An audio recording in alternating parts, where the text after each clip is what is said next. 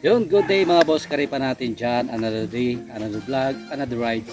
Welcome back po sa ating channel, sa ating YouTube channel mga boss, karipa natin dyan. Magre-review lang tayo about ito sa ating motor na si Burgi. Isa po siyang Suzuki Birdman Straight 125. Based sa aking experience mga boss, karipa natin dyan sa aking paggamit sa isang taon kalahati, aking paggamit ng Birdman na to.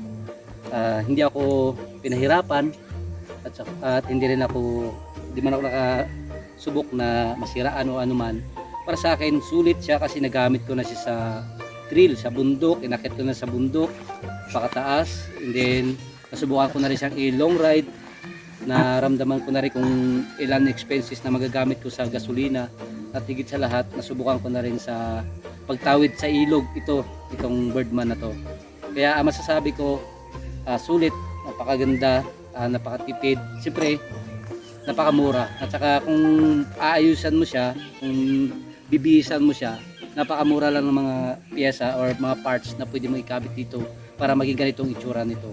Kaya yun lang mga boss, karipa natin dyan na may share ko sa inyo sa video kong ito. Yun lang po, maraming salamat. God bless.